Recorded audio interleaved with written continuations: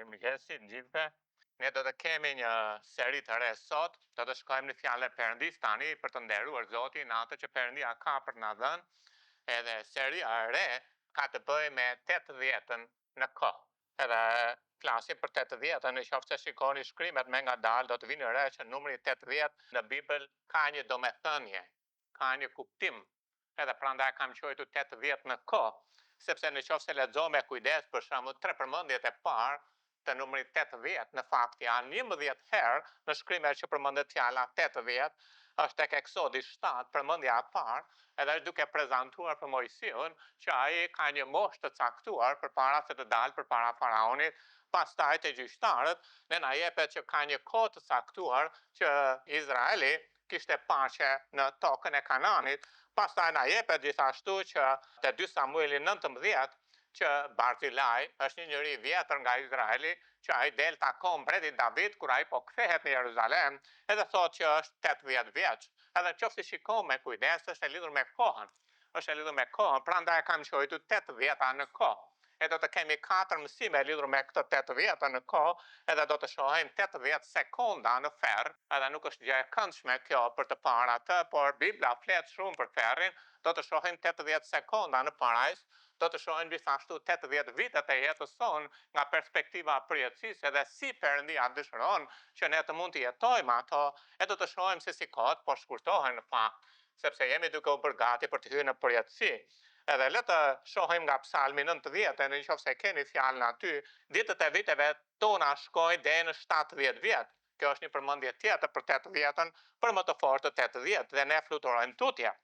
Na mëso pra të numërojmë ditët tona për të patur një zemër të urtë. Pse është e nevojshme kjo seri?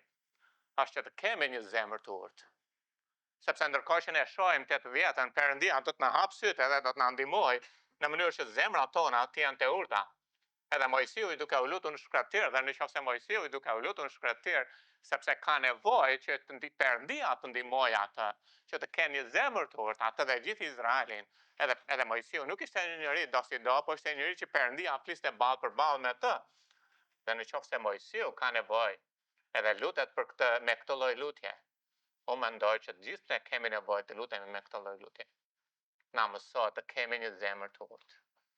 Na mëso të kuptojmë kohën. Na jep urtësi Perëndi.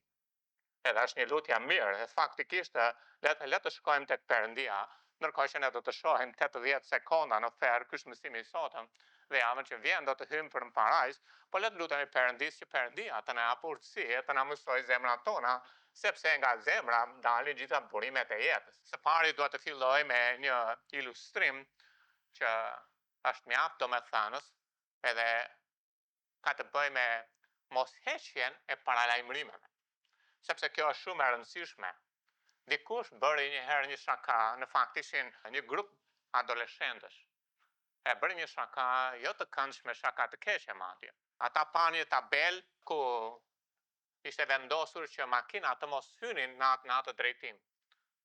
Edhe ata e hoqën në tabelën, edhe diku në mes natës një familje po udhëtonte në atë rrugë, nuk e njifte zonën, edhe ndodhë që nuk shef tabelë hy në rrugë. Edhe historia është e vërtetë, edhe ndërkohë që hy në rrugë, edhe ata ecin në atë rrugën ku nuk duhet të ishin futur për shkak sepse tabela thoshte ndalohet të kalosh, është sensi ndaluar. Por ata nuk e pan tabela se dikush e kishte hequr. Edhe ata ecën në atë rrugë dhe u përplasën me një makinë që vinte nga krahu i kundërt, në fakt makina vinte në krahun e vet, me 80 km/h edhe u përplasën. 4 veta nga makina ma tanë vdishën. Gruaja ati vdiq. 2 fëmijët në spital. Ai i thyer këmbët dhe druat. Edhe gjithë kjo nga një shaka për të hequr paralajmërimin që është vendosur për të mirën tonë. Po e njëjta gjë është edhe me ferrin. Ne mund të dëshirojmë që të mos flasim për ferrin, edhe ta heqim si temë, e të mos diskutojmë për këtë. Por Perëndia i ka vendosur paralajmërimet në shkrima për njeriu. Mund t'i ignorojmë ato, mund t'i heqim ato, po nuk duhet të bëjmë këtë. Edhe te Mateu 13 Bibla thot, biri i njeriu do të dërgojë engjëjt e vet dhe ata do të mbledhin nga mbretëria e tij gjithë skandalet dhe ata që bëjnë pa udhësi. Dhe do t'i hedhi në furrën e zjarrit. Kështu quhet ferri. Atje do të ketë qarje dhe kërcëllim dhëmsh. Dhe te Mateu 18:8 thuhet tani në qoftë se dora jote ose këmba jote të skandalizohen për mëkat, prije dhe flake nga vetja. Është më mirë për ty të hysh në jetë dorcung ose i çal, se sa të kesh dy duar dhe të dy këmbë dhe të hidhet në zjarr të përjetshëm. Pra Jezusi ka paralajmërime shumë të ashpra kur flet për ferrin. Edhe këto janë disa nga paralajmërimet që gjen në Bibël. Nuk duhet vetëm që të heqim paralajmërimet, edhe të mos flasim për ato paralajmërime që janë në fjalë e Perëndis. Por as nuk duhet të injorojmë paralajmërimet. E di që zakonisht kur ka një problem, njerëzit thonë, bëni çik zhurmë, bëni çik muzikë. Nuk duam të dëgjojmë këto gjëra. Edhe kur kam qenë duke ndarë ungjilli me dikë, isha përpara një fast foodi. Edhe ai burri dëgjonte që po ndaja ungjillin e po i flisja një të riu, po i tregoja që ka një gjykim, ka një Perëndi të shenjtë, edhe për shkak të gjykimit do të përfundosh në zjarr të përjetshëm, sepse Zoti gjykon mëkatarët. Edhe ai më ndërpreu dhe tha, pse i flet atij djalit, pse e tremb, pse flet për ferrin? Larg qoftë, nuk ka ferr, nuk ekziston ferri. Edhe ai nuk mund të kuptonte dot gjithashtu shenjtërinë e Perëndis, por as i riu nuk mund të kuptonte dashurinë e Perëndis pa parë gjykimin e Perëndis. Por Perëndia na tregon që duhet të kushtojmë kujdes edhe të mos i injorojmë paralajmërimet e tij. Edhe kam një ilustrim tjetër për këtë nga jeta. Jeta ka shumë për të na mësuar për këtë, kur i injorojmë paralajmërimet ose edhe kur i heqim ato. Edhe mund të mos i heqim, po të injorojmë. Mbyllim syt, mbyllim veshët, nuk duam.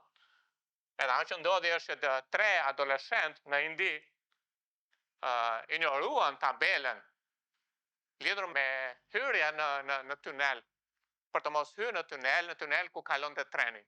E ndërkohë që injoruan tabelën, ajo që ndodhi është ata shkuan për të bërë foto e gjëra të ndryshme çfarë donin të bënin ata. Treni erdhi dhe i shtypi. Po tabela thoshte shumë qartë. Asnjë njeri. Asnjë njeri. Edhe ne duhet të mos injorojmë paralajmërimet. Mund të jesh me makinë, edhe ndizet sinjali aty, për shembull temperatura ka kaluar dhe shikon temperaturë shkon 130 ose mbi 110 e vazhdon të rritet. Në qoftë se nuk je i kujdesshëm, ajo që do të ndodhë është do të digje makina, do të prishet. Po kështu ka paralajmërime në analiza, paralajmërime në shumë forma të ndryshme. Dhe në qoftë se i injorojmë paralajmërimet, ka probleme serioze. E njëjta gjë është edhe me ferr. E njëjta gjë është edhe me të. Te Mateu 18:8 tani në fakt në qoftë se dora jote ose këmba jote të skandalizohet për mëkat, preje dhe flake nga vetja. Është më mirë për ty dhe janë fjalët e Jezusit. Ati që tha, anë tek unë të munduar. Janë fjalët e shpëtimtarit. Sepse Perëndia është i drejtë edhe na mëson që ka një vend që është ferr dhe ka një vend që është parajs. Por paralajmërohen për ferrin të mos shkoni atje. Edhe thot pastaj, se sa të kesh dy duar dhe dy këmbë dhe të hidhesh në zjarr. Dhe nuk është një ditë dy, për jetë. Jezusi paralajmëroi për ferrin nga fillimi i shërbesës, që lexon Biblën me kujdes, deri në fund të shërbesës së tij. Fakti është që Jezusi foli për ferrin shumë. Ne si njerëz flasim për ferrin pak. Mos hiq, por as mos injoro paralajmërimet e Perëndis për ferrin. Fjalët e Zotit ton mbi realitetin e ferrit janë shumë shqetësuese. Janë shumë të mëdha dhe duhet të na shqetësojnë dhe ne, dhe duhet të shqetësojnë çdo njeri gjithashtu. Por çfarë nuk është ferri? Sepse njerëzit kanë shumë opinione. Ferri, së pari, nuk është varri. Nuk është që vajte në varë dhe aq është. Kaq është për ty, mbaroi. Bibla nuk na tregon që ferri është varri. Bibla na tregon që në ferr njerëzit flasin, në ferr njerëzit vuajnë, në ferr njerëzit çajnë, në ferr njerëzit ndjejnë, Në varë askush nuk flet, askush nuk vuan, askush nuk qanë, askush nuk ndjen. Varri është vendi ku vendoset trupi. Ferri është vendi ku vendoset shpirti i njeriut për jetë. Po ferri nuk është asnjë klub nate. Ja, isha ati, ishte ferri vet ati. E kuptoj që njerëzit nxjerrin fjalët pa i menduar, po as nuk e kanë idenë se kush është ferri. Në Irland, për shembull, në Dublin është një klub nate që quhet klubi i ferrit. Nuk është ai ferri. Nuk është ferri një vend ku mund të hash, mund të pish. Është një vend ku do të digjesh dhe nuk ka ujë, dhe nuk ka ushqim, dhe ka vetëm vuajtje të përjetshme. Gjithashtu ferri nuk është as lavatriçe. Në kuptimin që mund të shkosh e ke ca rroba të papastra i fut në lavatriçe. Edhe pak me kalimin e kohës do lahen e do i nxjerrësh jashtë. Edhe në ferri nuk është që do shkosh për një periudhë kohe aty. Edhe pasaj do të lahen mëkate, do të dalësh jashtë. Një herë në ferr për gjithmonë. Kështu mëson Bibla. Nuk del dot në qoftë se futesh në ferr. Nuk del dot aty. Nuk ka shanse të dyta në ferr. Do të kalojnë miliona vjet.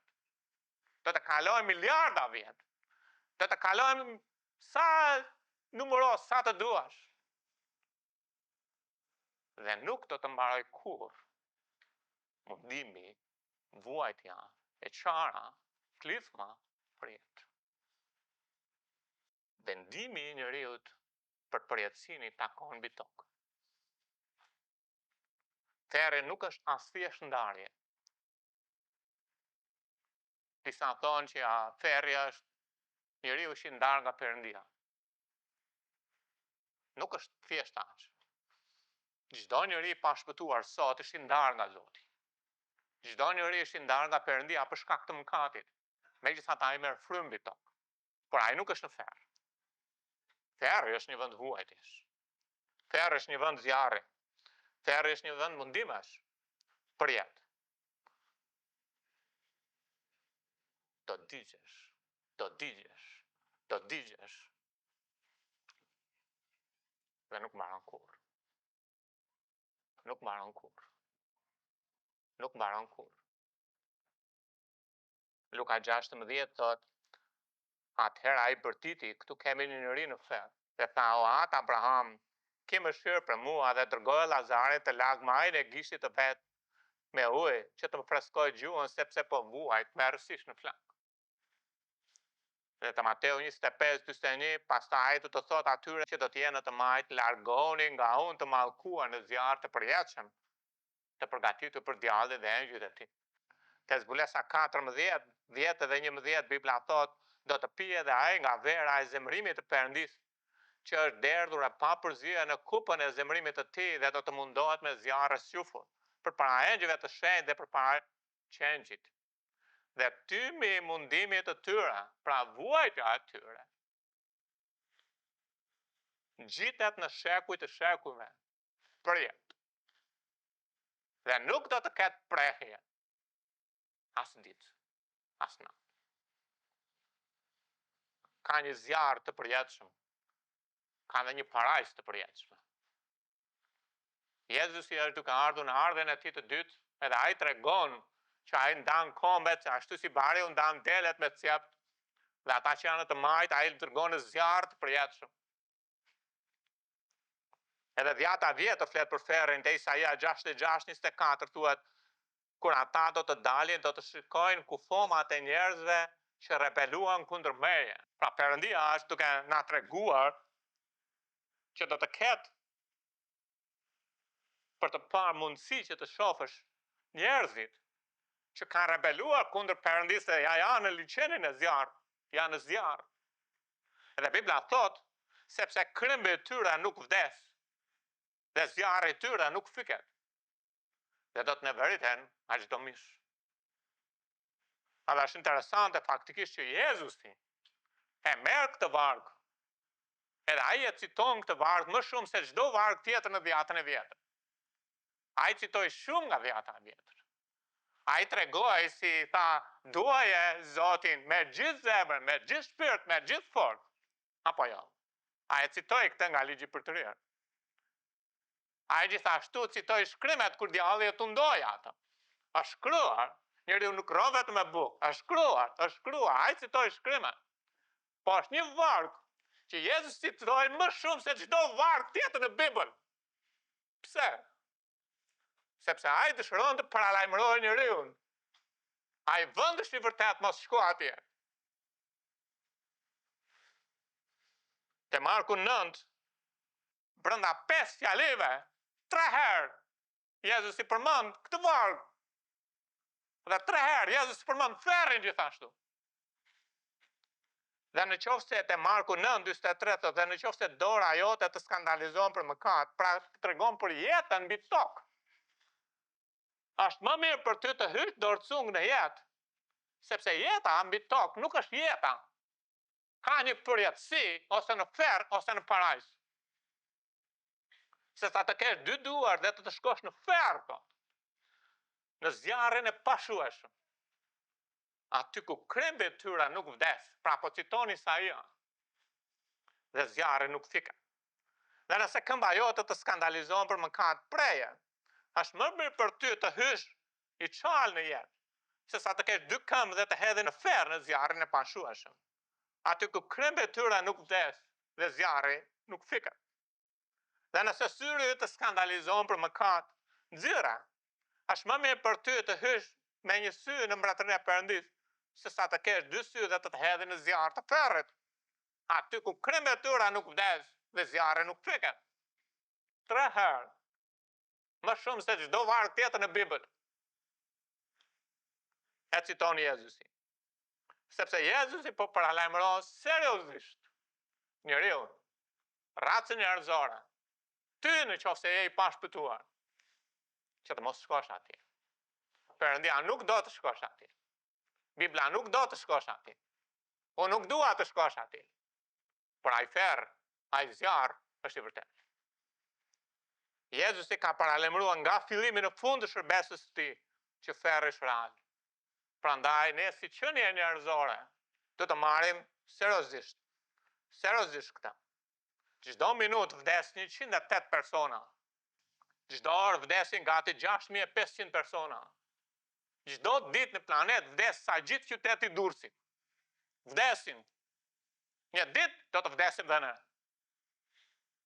E di që nuk është tëmë e këndshme. E di që shumë predikuese shmangin. E di që shumë të krishterët janë hipnotizuar duke thënë mendo pozitivisht, sepse nëse mendon pozitivisht nuk do të përballesh me gjykimin. Është një gënjeshtër. Ka një urgjencë të madhe për të folur për gjykimin që po vjen, për të fituar shpirtrat me anë të lajmit të mirë, vdekjes, varrosis, ringjalljes së Jezu Krishtit. Te Juda 1:23 thot, por shpëtojeni të tjerët. Në qoftë se është shpëtuar lavdi Zotit, shpëtojeni të tjerë me druajtin, duke arrëmbyer zjarrit. Sepse fakti që janë gjallë mbi tokë nuk do të thotë që ata do të shkojnë në parajs. Por nëse vdesin do shkojnë në ferr, por nëse rilindin me anë të besimit në Jezu Krishtin do të shkojnë në parajs. Po kur ata rilindin, ja ke rrëmbyer zjarrin.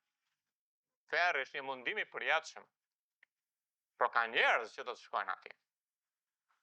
Te Luka 16 është një histori, rreth 80 sekonda do është për ta kaluar atë histori. Prandaj kam quajtur 80 sekonda në ferr. Edhe do të kalojmë përsëri 80 sekonda në parajs javën tjetër. Po le të lexojmë ato së bashku. Por atje ishte një njeri i pasur që vishej me të përpurta dhe me rroba të çmueshme prej liri, dhe për ditë e kalonte shkëlqyeshëm. Atje ishte edhe një lyp i quajtur Llazar që rrinte para derës së tij, dhe trupin e kishte plot me plagë të pezmatuara. Dhe dëshironte të ngopej me thërrimet që binin nga trueza pasanikut, madje edhe qend vinin në alpinin plagë. Por ndodhe që lypsi vdiq dhe engjëjt e çuan në gjit Abrahamit, vdiq edhe pasaniku dhe varrosën. Dhe duke pasur mundime në ferr, ai çoi sytë dhe pa nga larg Abrahamin dhe Lazarin në gjit të tij. Atë ai bërditi dhe tha: "Atë Abraham, ke mëshirë për mua dhe dërgoj Lazarit të larg majën e gishtit të vet në ujë, që të më freskoj gjuhën, sepse po vuaj të merësisht në këtë flak." Por Abrahami thoshte: "O bir, kujto se ti ke marrë të mirat e tua gjatë jetës sate. Kurse Lazari të këqijat, tani për shkundrasi ai përdëllet dhe t'i bua." dhe veç të gjithave, midis nesh dhe ju është një mënyrë e madhe. Kështu që ata që do të doni të kaloni nga këtej tek ju, nuk munde. Po ashtu askush nuk mund të kalojë që andej tek ne. Por ai tha, atëherë atë lutem ta dërgosh atë te shtëpia e Timeti. Sepse unë kam 5 vëllezër, le ti paralajmëroj rreptësisht që të mos vinin edhe ata në këtë vend mundimash. Janë gjallë, por aty vendosi se ku do të kalojnë përjetësinë. Por Abrahami thoshte, o birë, kujto se ti ke marrë të mirat e tua gjatë jetës sate, kurse Lazari të këqija. Tani përkundrazi ai po përdëllet ndërsa ti vuan. Abrahami u përgjigj, kanë Mojsiu dhe profetët, le të dëgjojnë ata. Ai tha, jo atë Abraham, po nëse dikush nga të vdekur do të shkojë tek ata, do të pendohen. Atëherë ai tha, nëse ata nuk dëgjojnë Mojsiun dhe profetët, nuk do të binë edhe si dikush të ringjallet nga të vdekur. Është një histori reale, me njerëz real. Kemi një person që është i pasur, që vdes, shkon në ferr, ai ndjen, ai ka dhimbje, ai flet. Kemi një person të varfër që ka një emër, është Lazari. Kemi një person gjithashtu real me emër Abrahami. Kemi gjithashtu që ka një bisedë me të. Kemi edhe Mojsiun. Kemi një histori reale me persona real. Dhe Jezusi çfarë bën? Ndërkohë që ka folur për ferrën, ai heq pak atë zbulesën edhe fillon të tregojë çfarë po ndodh me dhjatën e vjetër. Ai është duke jetuar dhjatën e reta. Sepse Jezusi është në shërbimin e tij toksor mbi tokë. Edhe ai tregon se çfarë ndodh me njerëzit pas vdekjes. Dhe kjo është historia në këtë. Edhe është një ngjarje që ka dy anë. Në njërën anë ka anën pozitive të vdekjes, që është parajsa. Në anën tjetër ka anën negative të vdekjes, që është ferri. Sigurisht nuk na pëlqen të flasim për ferr. Por Bibla është e plot. I njëjti Jezus që na fton e janë të kuna të munduar. I njëjti Jezus deklaron, largoni nga unë të mallkuar në zjarr të përjetshëm. Është një paralajmërim për njerëzit për realitetin e ferrit, Luka 16. Atë le të fillojmë me këto 80 sekonda. Nga ana doktrinare, kjo shkon në kohën e mundimit, sepse ka zbatim historik, praktik dhe doktrinar. Dhe në kohën e mundimit, Antikrishti do të vendosi presion mbi njerëzit që të marrin damkën e bishës. Edhe të pasurit do të marrin damkën shumë faktikisht, që të mund të blejnë dhe të shesin. Por mjaft që nuk kanë mundësi, do të jenë të varfër që nuk do të marrin. Edhe shkon në këtë kontekst, në kontekstin e zbulesës. Në kontekstin e zbulesës, historikisht, është një histori reale për njerëzit që përfundojnë në ferr dhe për njerëzit që përfundojnë në parajs. Pra është një kontrast mbi dy kategori njerëzish. Nuk po thot që i pasur ishte i keq dhe i varfër ishte i mirë. Nuk po thot ata. Thjesht po thot njëri vdiq dhe shkoi në ferr, tjetri vdiq dhe shkoi në parajs. Edhe po tregon kontrastin mbi dy destinacioneve, mbi dy destinacione. Ka një pyetje faktikisht që është pyetje lashtë, që ka sfiduar njerëzimin, edhe libri Jobit e përshkruan këtë sepse Jobi e bëri këtë pyetje 3800 vjet përpara. Dhe pyetja e lashtë është, ku shkon njeriu pas vdekjes? Edhe Jobi thot, njeriu përkundrazi vdes dhe mbetet i shtryer për dhe. Kur është duke nxjerr frymën e fundit. Ku është? Jobi ka parë një të vdekur. Edhe në qoftë se je i vjetër, edhe në qoftë se të karasisur që je në një dhomë ku njëri vdes, të vësh re që ai nxjerr frymën. Edhe Jobi ka parë e thot, kur njëri nxjerr frymën e shtrer, edhe pyet, ku është? Ku është njeriu? Ku shkoi? Nuk është një pyetje re. Është një pyetje vjetër. Edhe shohim 3 gjëra sot. Në lëvizje vertikale, në flakët e ferrit, edhe në heshtje të pranueshme. Le të shohim të parën në lëvizje vertikale, nga kjo histori. Gjëja e parë që vëmë re është i pasur i pasi vdes, ai lëviz në mënyrë vertikale nga lart poshtë. Edhe sigurisht ai shkon në varr një herë. Edhe ky është trupi i tij, pastaj zbret në poshtë, edhe gjen veten në ferr, duke vuajtur. Edhe kjo është e rëndësishme për të kuptuar. Por që të kuptojmë këtë, duhet të kuptojmë strukturën e ndërtimit të njeriut. Sepse njeriu është tre pjesësh. E para Thessalonikëve 5 thotë dhe Perëndia I paqes ju shenjë troftë ju ai vetë tërësisht. Dhe gjithë fryma juaj, shpirt e trup, të ruhet pa të met në ardhjen e Zotit tonë Jezu Krisht. Kur Perëndia prezanton njeriu se si është ndërtuar, e prezanton në tre pjesësh: trup, shpirt dhe frymë. Kanë vënë për breja dhe fjalët greke janë të tre fjalë të ndryshme gjithashtu. Edhe në anglisht do të kuptoni tre fjalë të ndryshme gjithashtu. Të gjitha gjuhët e botës janë tre fjalë të ndryshme gjithashtu. Sepse njeriu ka trup, ka shpirt edhe ka dhe frymë. Edhe ajo që ndodh është trupi im, është pjesa e dukshme e imja. Fryma është si ajri, por e kam këtë pjesë që të mund të jem I plot. Shpirti është ai që është brenda syve të mi, është ai që merr vendimet, është ai që është personi im në vetvete, ai që jam vetë unë është brenda me. Edhe nëse do marrim me një ilustrim, është njësoj si një top që ka kopertonin, ka komerdare, brenda dhe është I fryrë ka dhe ajri. Edhe kopertoni është një top, por ai që të jetë I plot si top, atë duhet të ketë ato treja, dhe edhe kështu njeriu duhet të ketë të tre. Edhe nëse kemi një top që është I shfryrë, atëherë është si njeri I vdekur. Si është krahasim, por është vetëm për krahasim këta. Por njeriu në vetvete kur vdes, duhet të kuptojmë që tre gjëra ndodhin me tre elementet e njeriu. Është një njeri, po ka tre elemente. Në momentin që vdes, tre gjëra ndodhin me secilin prej elementeve. Gjëja e parë me frymën, çfarë ndodh kur njeriu vdes? Edhe Bibla na tregon që dhe pluri tek predikuesi thotë dhe pluri të kthehet tokës siç ishte më parë, dhe fryma të kthehet Perëndis që ka dhënë. Kur njeriu vdes, ai nxjerr frymën. Është ajo pyetje që Jobi tha, Jobi vuri re që nxori frymë. Edhe kur njeriu vdes, nxjerr frymën, e fryma shkon te Perëndia. Prandaj Jezusi në kryq, qoftë I bekuar Perëndia që gjithçka është absolute, edhe vërtet, edhe mahnitshme, që na tregon realitetin e jetës, po edhe të njeriu gjithashtu. Në kryq tha, në duart e tua po dorëzoj frymën time. Jo shpirtin, jo trupin, frymën. Sepse kur Jezusi vdiq në kryq, ai dha frymë. Pra vdekja bën që fryma të largohet nga trupi edhe të shkojë te Perëndia. Nga njeriu. Edhe Bibla na tregon që Jezusi tha, o atë në duart e tua po dorëzoj frymën time, dhe si tha këtë, dha frymë. Vdiq. Trupi shkon në varr. Nëse të varrosin, nëse do ngelen mbi tokë. Por trupi shkon në varr. Bibla thotë tek Luka te historia jon thotë vdiq dhe pasaniku dhe e varrosën.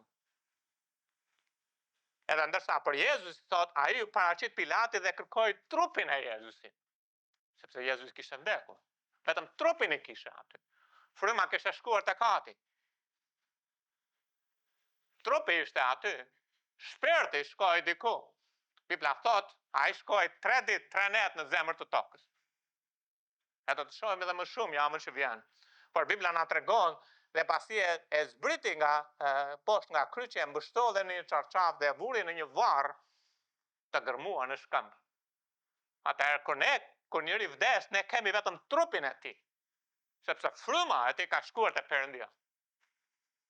Kjo është e rëndësishme, ndërsa shpirti I tij, ai që është në vetvete, ai vetë personi I tij, që është brenda atij.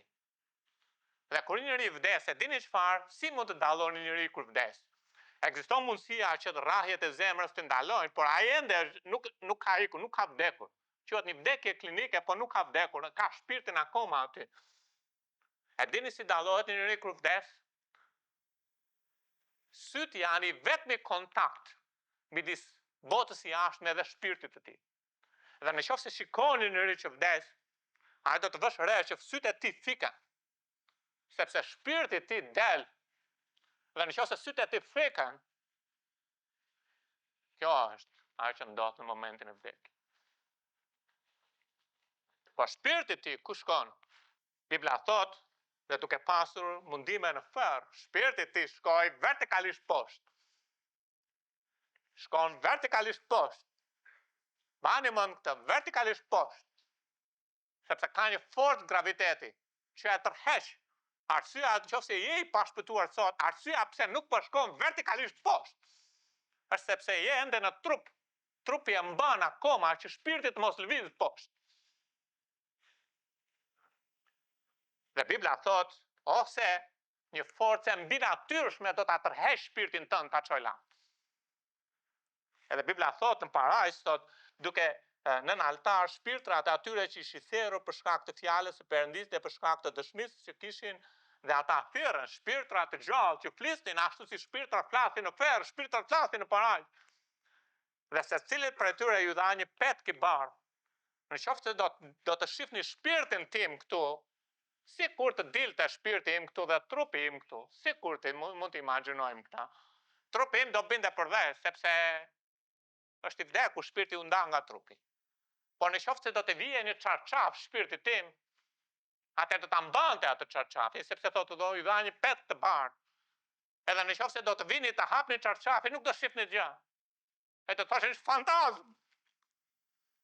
Sepse kështu duket realiteti i shpirtit. Shpirti është pjesa e padukshme e juaja. A e mbani mend Gjoni 14 kur Jezusi tha, kush më ka parë mua, ka parë atin? A ju kujtohet pak? Te Gjoni 14, Zoti Jezu Krisht është duke u përgjigjur edhe thot ka kaq kohë që nuk jam me ty o Filip, dhe nuk më njeh. Si vallë më thua, më trego atin. Nëse unë ju them, unë jam Zani, më thoni pak, apo ju gënjej juve? Por ju nuk mund të shihni shpirtin e Zanit, asnjëri nga ju. Unë nuk po bëj një deklaratë rreme, unë po bëj një deklaratë vërtet. Ju shihni trupin e Zanit. Po shpirti i Zanit është brenda. Po u them, kush më ka parë mua, ka parë Zanin. Ju nuk mund ta shihni dot shpirtin tim. Asnjëri nuk mund të shohë Perëndin. Kur Perëndia zgjodhi të bënte njeriun, ai e bëri siç ishte vetë ai. Edhe si ishte Perëndia? Dhe Perëndia është trinitet. Është tre në unitet. Është trupi i tij. Është Jezu Krishti. Është fryma e tij. Është fryma e shenjtë. Është shpirti i tij. Është Ati. Ajo që ka ndodhur është që kur i pasur vdiq, ndodhi një lëvizje vertikalisht nga lart poshtë. Shpirti i tij doli nga trupi. Kur vdiq. Edhe graviteti e tërhoqi poshtë. Sepse nëse Perëndia nuk e tërheq shpirtin tënd lart, ai do të shkojë poshtë në flakët e ferrit. Edhe di që ndonjëherë ne themi si shqiptar, shpëtoi shkret. Mos u gënjeni. Ka vetëm një të vërtetë absolute mbi tokë, është Bibla. Ai shkoi në një vend ku nuk do të dalë kurrë për jetë nëse është i pashpëtuar. Dhe do të vuaj për jetë. Çfarë ka poshtë nëse se nuk di shumë për shkencën? Ja çfarë thot Bibla. Sa për tokën prej asaj del buka, por nga poshtë e trazuar prej zjarrit. Ne jetojmë në një vend, ne jetojmë në një tokë që nga poshtë është zjarr, po zjen. Edhe her pas here dalin ca fluska të atij zjarrit, të ndonjë vulkani që shohim. Por nëse njeriu vdes, vertikalisht do të zhvendoset në qendër të tokës. Kjo është gjë pika e parë. Në momentin që vdes, gjatë 80 sekondave, ka një lëvizje vertikale nga lart poshtë. Papritur, a je në spital, a je në shtrat në shtëpi, ku je papritur, me një shpejtësi lëviz edhe gjen veten në flakët e ferrit. Kështu ndodhi me këtë të pasurin. Dhe duke pasur mundime në ferr, tani ajo që ndodh në ferr është ai pranon në realitetin e ferr. Ai nuk thot që është një vend imagjinar. Ai nuk thot prit një herë të fërkoj që kokën, të ka piskoj pak veten, s'ka çat të piskoj ai, se shpirti i tij aty. Nuk piskon dot trupin e latë varri. Ai është ai çunja e tij, ai vet. ka shkuar aty në ferr. Ai nuk thot jam në ëndër. Çdo njeri i pashpëtuar, në qoftë se nuk është rilindur përmes besimit në Jezu Krishtin, në qoftë se nuk ka një vdekje zvendësuese, do të vuaj vetë përjetësisht në ferr. Prandaj Perëndia dërgoi Jezusin që të vuajë një vdekje zvendësuese për ju dhe ai e bëri. Prandaj besoni në Jezu Krishtin, ndryshe nuk mund të shpëtoheni, mos i ignoroni dhe as mos i heqni paralajmërimet në Bibël. Ai pranon realitetin e vuajtjeve. Ai që ndoshta ai po përjeton atë që ndoshta nuk e kishte imagjinuar kurrë. A që ndoshta e kishte ignoruar. A s'ka problem, nuk ka ferr, me të vërtet nuk ekziston Zoti. Ai është aty duke zhdytur në vuajtjet e ferrit. Edhe ai po digjet. Edhe po vuan, është shumë i kthjellë. Jo vetëm pranon realitetin, pranon edhe vuajtjet, sepse thot, dhe duke pasur mundime në ferr, ai çon syt, ai dhe që po vuan, po dhimbje, ai tani kërkon një rrugë, por ai po vuan. Edhe ai shprehet me gojën e tij. Po vuajt me rësisht në këtë flakë. Edhe madje thot, dua që vëllezërit e mi të mos vinë në këtë vend vuajtjesh. Nga ana historike kjo fjalë është fjala që përdoren në Mesjet për të torturuar njerëzit në një torturë ekstreme për të treguar një të fshetë që ata mbanin. Pra çoni njeriu deri në ekstremitet me vuajtje. Nga ana historike njerëzore. Bibla po tregon që kjo është pika më ekstreme që një njeri mund të vuajë ndonjëherë. Nuk është thjesht një djegje kalimtare. Është vuajtje e tmerrshme, është ekstremiteti i vuajtjes së njeriu, nuk është ekstremiteti që njeriu mund të arrijë. Është ekstremiteti që Perëndia mund t'i japë një njeriu. Është një vuajtje dhimbshme, është një vuajtje ekstreme, është një vuajtje e madhe. Dhe nuk po flasim për 80 sekonda, po flasim për gjithë përjetësinë. E di që djalli përpiqet të na shpërqendrojë me këtë botë vezulluese. Por një jetë, motra dhe vëllezër do jetoni. Dhe do iki. Një jetë keni në dorë. Sa e gjatë është, Zoti e di. Po mendohuni si e jetoni jetën. Te Zbulesa 14 thot, do të pijë dhe ai nga vera e zemrimit të Perëndisë që është derdhur të papërzyer në kupën e zemrimit të tij dhe do të mundohet, është po kjo fjalë mundimi, do të mundohet me zjarre squfur. Është e njëjta fjalë. Përpara engjëve të shenjtë dhe përpara qenjit dhe tymi vuajtjeve e mundimit edhe i atij ekstremitetit të madh. Të tyre ngjitej për jetë. Gjëja e tretë është, në flakët e ferrit, jo vetëm do pranohet realiteti, jo vetëm që do të shikoj që ka vuajtje ekstreme, po në flakët e ferrit ka kërkesa lutje. Janë 2 kërkesa lutje të regjistruara këtu. Janë 2. Vetëm 2. Në qoftë se do të zgjidhje 2 kërkesat e lutjes mbi tokë, mund të zgjidhje 2 që ti mendon që kanë rëndësi për ty.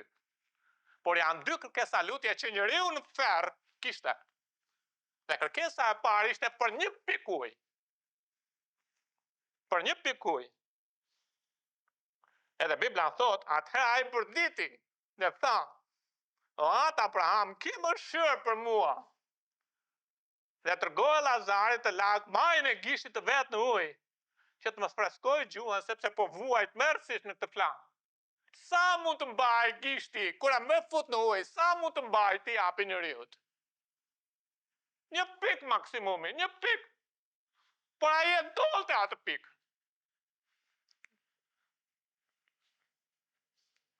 Ai ishte etu.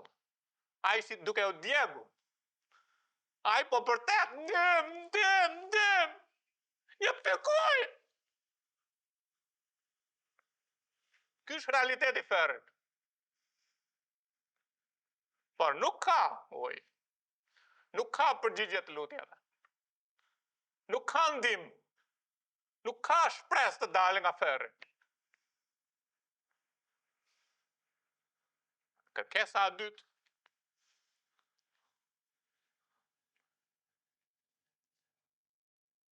a ka mundësi të dërgohet njëri në shtëpinë e timati? Sepse ai kupton që në qoftë se ata 5 vëllezërit e tij do të vinë aty, ata do të vuajnë të njëjtin vuajtje që ai po përjeton. Atëherë ai tha, atëherë, o, të lutem, vjen lotja ti. Tërkoha Lazarin. Në shtëpinë e timeti, kam 5 vëllezër, akoma nuk kanë vdekur. Ti paralajmëroj, ai dëshiron që misionar të shkoj dhe kë misionar është lëpsi, vetëm dërgoja. Nuk ka rëndësi të dërgosh më të mirin, vetëm Lazarin dërgoja atje.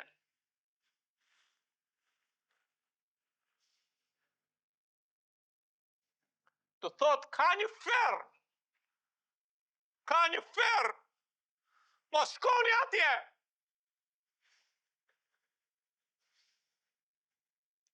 Misioni i njeriu në ferë ndryshon me i herë, sa po a i shkoj në ferë, brënda 80 sekondave, a i shkoj ti, misionin e ti.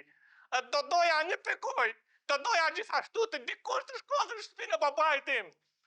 Nuk ishte, do doja të punoja më shumë para, më shumë tokë, më shumë të bëja perandorin e kësaj bote. Do doja vetëm të mos vi në ferë. Besoje në Biblën. Nuk më përpiqem të heq juve mendje nga kjo bote përkohshme. Në qoftë se keni mendje dhe zemrën, një ditë të bëheni të kthjellët, ashtu siç ky u bëi kthjellët. Duhet të besoni shkrimet. Dhe të pak sekonda në ferë, ripërcaktojnë misionin e jetës së një njeriu. Edhe këtij të pasurit.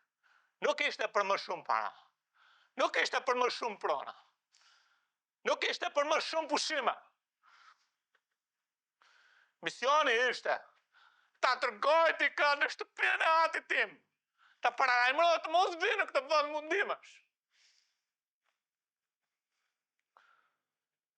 A ishte i lumtur vetëm nëse Lazari shkonte. Nëse imagjinoni, nëse do të shkoje në ferë, edhe do të kishe vetëm 80 sekonda. E do të takoje atin e gjyshit tënd. Baban e gjyshit tënd. Ose nënën e gjyshit tënd. Atje në ferë. E do të përthente fort, do të thoshte kam një gjë. Kur të gjitesh lart, pas 80 sekonda, kur të gjitesh lart, do të shkosh te djali im, ka vdekur djali tim.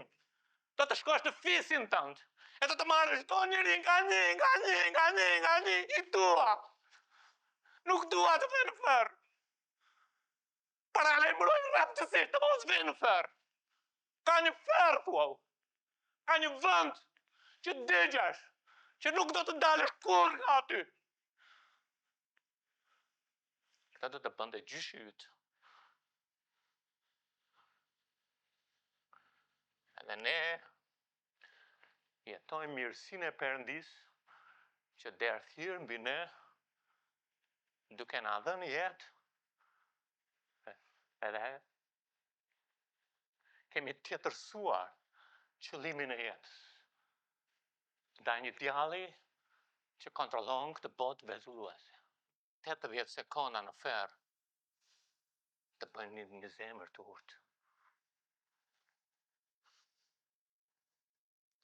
Nuk besoj që ka nevojë të shkojmë në ferë. Duhet të besoni Biblën. Bibla është e vërtetë.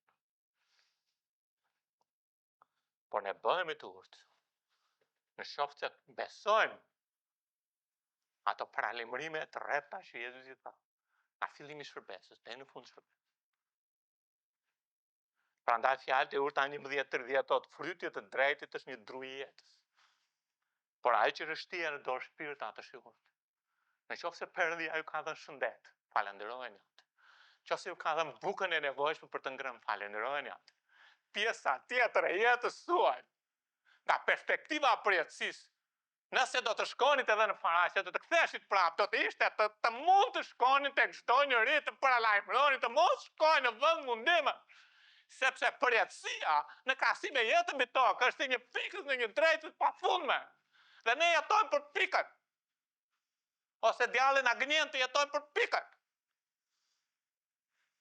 Nuk për përpiqem të hipnotizoj ju. Një ditë do të kthjellohemi si kur më parë. Perëndia është i vërtet. Bibla është e vërtet. Prandaj Jezusi tha te Marku 16:15. Delni në mbar botë, predikoni ungjillin çdo krijesë. Prandaj Juda 23 thot, po shpëtojnë të tjerët me druajtje. Duke arrëmbyer zjarrin. Vetëm pak sekonda në fer ndryshojnë perspektivën e jetës, qëllimin e jetës, misionin e jetës. Mos u gënjeni, motra dhe vëllezër. Kini qëllimin e duhur, misionin e duhur, vetëm një jetë, dhe çdo gjë kalon. Mos të shpërdoroni jetën kot. Në flakët e ferrit nuk ka shpresë për shpëtim. Nuk ka.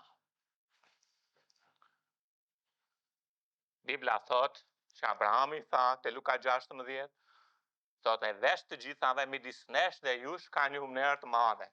Kështu që ata që do të donin të kalonin që këtej te kjo nuk munden. Po ashtu askush nuk mund të kalojt nga këtej te kjo. Një herë në ferr, dhe në ferr për gjithmonë. Nuk del dot. Nuk del për miliona vjet, për miliarda vjet. Dhe nuk mbarojnë. A doni të shkoni atje? A doni që të afërmit tuaj të shkojnë atje? Zbulesa 14:11 dhe tymi mundimeve të tyre në gjithat në shekuj të shekume. Dhe nuk do të kenë prehje. Ditë e natë. Është e frikshme. Është e tmerrshme. Na vendos në urgjencë për të ndarë ungjillin. Nëse je i pashpëtuar të vendos në urgjencë për të pranuar Jezusin. Pika e tretë dhe e fundit është një heshtje pranuese. E lexuam historinë. Edhe ka shumë për të folur. Vetëm të flasur për ferre për një orë nuk është mjaftueshme. Mësimi i sotëm nuk është shërues, por jam përpjekur të mbledh çfarë mund të mbledh. Të mund të kuptojmë. Edhe të kemi një zemër të urtë. Nuk pam që ky njeri të akuzonte Perëndin. Nuk e akuzoi Zoti. Nuk pam që ky njeri të thoshte jam kot këtu. Nuk pam që të thoshte Perëndi ti nuk je i mëshirshëm. Ai hesht për këtë. Sepse ai e di që Perëndia është i drejtë. Ai e di që Perëndia është i vërtet. Ai e di në flakët e ferrit, ai pranon realitetin e ferrit, ai pranon realitetin e mbuajt, ai pranon realitetin kush është Perëndia. Ai nuk mund të thotë, sepse ai tashmë më në fund e kupton, sepse në kur ishte në tokë e krijoi Perëndin siç ishte në mendjen e tij. Por tani e kupton që Perëndia është i dashur, është i mëshirshëm, është i shenjtë dhe i drejtë. Ferri tregon shenjtërinë e Perëndisë. Shumë njerëz pyesin si ka mundësi që një Perëndi i dashur të çojë njerëzit në ferr në vuajtje të përjetshme. Arsyeja është shumë e thjeshtë. Sepse nuk kuptojnë shenjtërinë e Perëndisë, e cila është aq e vërtet në Perëndin sa edhe dashuria e Perëndisë. Ferri është ndëshkimi i zemërimit të Perëndisë për mëkatin. Si një gjykatës që dënon një kriminal, Perëndia i shenjtë dërgon një mëkatar në ferr, sepse ai gjykatës i drejtë dhe nuk mund të bëjë padrejtësi. Natyra njerëzore mendon ndryshe.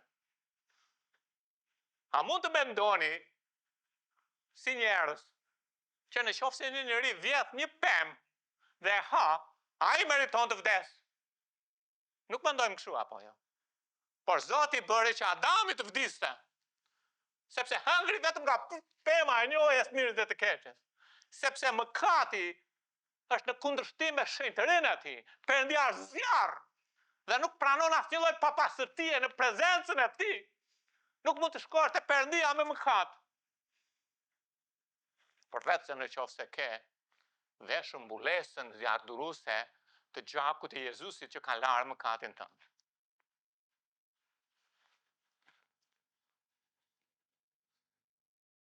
Një mëkatar do të vuaj zjarri përvëlues të natyrës Perëndis, të shenjtë për mëkatet e tij. Dhe meqense mëkati është kundër një qenieje të përjetshme, vuajtja do të jetë e përjetshme.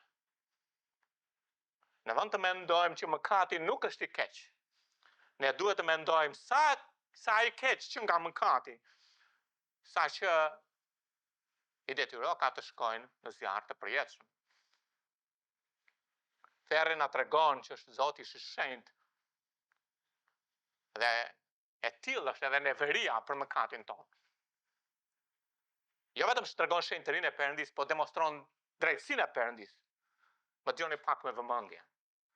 Ekzistenca e ferrit dëshmon përgjithmonë se në universin e Perëndis drejtësia sundon. Ta përsëris edhe një herë. Ekzistenca e ferrit është dëshmi se në universin e Perëndis drejtësia sundon, sepse Perëndia është i drejtë. Ka liri nga Perëndia të marrësh vendime. Zoti e ka dhënë, por e keqja do të marrë pagën e vet. Kur Zoti tha paga e mëkatit vdekja, ka seriozisht. Kur Perëndia ndëshkon mëkatin, ai do të shihet i drejtë në të gjitha rrugët e tij. Perëndia do të lavdërohet në shfaqjen e zemrimit të tij. Dhe gjëja e tretë është ferri i lartëson mëshirën, hirën e Perëndis. Kjo është ndoshta më paradoksalja, por ekzistenca e ferrit lartëson hirën e Zotit. Nëse do të vija te ju do të thosha kam paguar faturën për ju, do të ishit mirënjohës nëse do kishit një faturë të paguar. Por nëse fatura e paguar ishte për shtëpinë tuaj, për të blerë shtëpinë tuaj. Sa bën, kaq edhe vajta pagova të noteri është në emrin tuaj, shtëpia juaj. Mirënjohja juaj do rritë edhe më shumë apo? Jezu Krishti pagoi ferrin për ju, sepse drejtësia e Perëndis kërkon shpagim. Edhe ai mëshira e Perëndis lartëson drejtësinë e Perëndis. Edhe ai të do aq shumë sa ai pagoi mëkati për ty. Perëndia të do, nuk do të shkosh në ferr. Perëndia ka siguruar një rrugë. Sepse ai vdiq, u varros dhe u ringjall për ty. Jezusi është rruga. Te Mateu 27:46 thotë, dhe rreth orës së 9 Jezusi përditi mes të lartë duke thënë, Eli, Eli, lama sabaktani, do më thënë, Perëndia im, pse më ke braktisur? Ajo që ndodh është që në kryqin e Kalvarit, Jezu Krishti, i shenjtë i Perëndis, mori gjithë zemrimin e Zotit mbi atë kryq. Atë zemrim që ju dhe unë meritonin. Ai përjetoi ndarje nga Perëndia, ai vërteti Perëndia, ai pse më ke braktisur? Sepse shenjtëria e Perëndis kërkonte një sakrificë të denjë, të shenjtë. Dhe vetëm sakrificë e denjë e shenjtë që të marrë mëkatin tuaj është qengji i Perëndis. Është Jezusi. I shenjtë i Perëndis të bë mëkat që ne të mund të bëhemi drejtësia e Perëndis. Jezusi duroi ferrin për ju. Në kryq ai tha kametje. Ashtu si ai i pasur i shkoi në ferr dhe tha kametje. Ai duroi ferrin, ai përjetoi ferrin, ai vuajti ferrin për ju. I përjetshmi vuajti dënimin e përjetshëm për ju. Prandaj ferri është një shfaqje e herë të Perëndis. Një shfaqje e shenjtërisë të Perëndis, një shfaqje e dashurisë të Perëndis. Ai barti mëkatet tona në trupin e tij, mbi drurën e kryqit që ne të vull të vdekur në mëkate, të rrojmë për drejtësi dhe në dhuratat të tij u shpëtuan. Duke mbajtur mbi supet e veta Jezusi zemrimin që ne meritonim, që ishte shumë më e madhe se çdo vuajtje që mund të imagjinojmë, sepse e tillë është dashuria e Perëndis për ne, aq e thellë sa është vuajtja e ferrit që ne meritojmë. Aq e madhe është. thellësia e dashurisë derdhëm.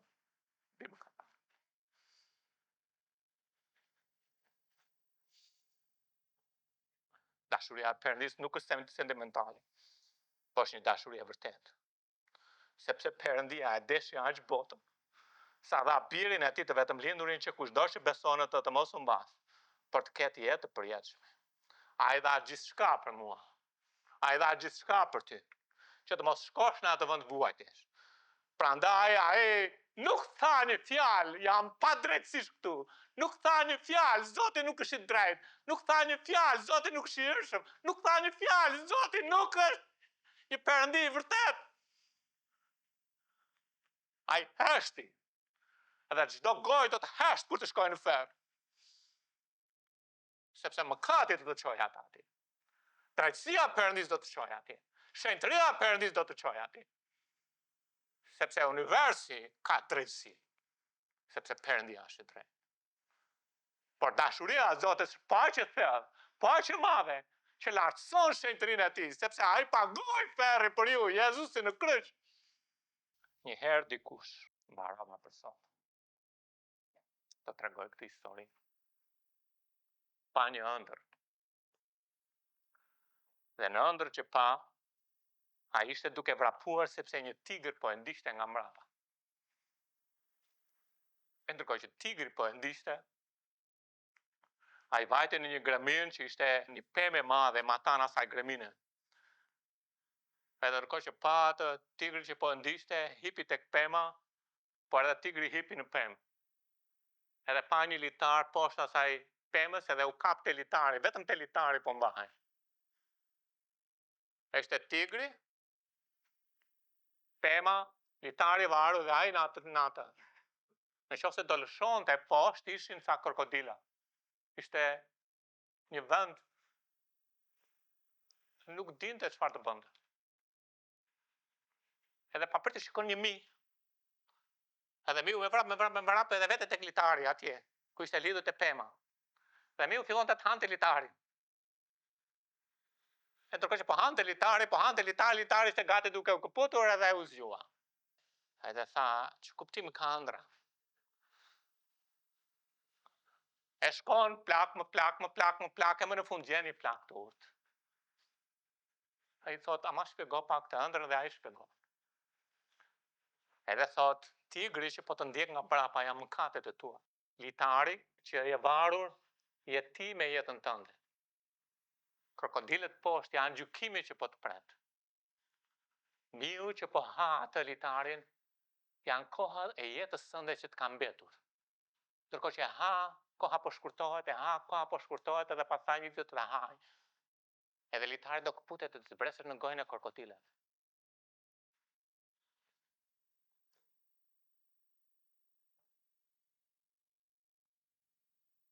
Një jetë është të mbaron.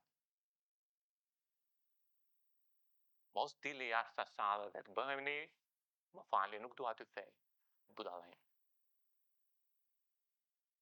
Mos dilni jashtë asaj dhe të bëheni budallën, duke gënjur veten që vërtet kjo është jeta mbi tokë. Jeta mbi tokë është test për përjetësinë. Ne duhet të bëhemi të urtë. Edhe jeta e pashpëtore po mbaron. Edhe jeta jonë po mbaron. Për çfarë po përdorni jetën tuaj? Në qoftë se jeni i pashpëtuar, pyetja nuk është si ka mundësi që një Perëndi i dashur të dërgojë njerëzit në ferr. Ja dham përgjigjen. Po pyetja që duhet të bëjmë është kjo: si mundet një Perëndi i shenjtë të më lejojë mua mëkatarit të hyj në prezencën e tij?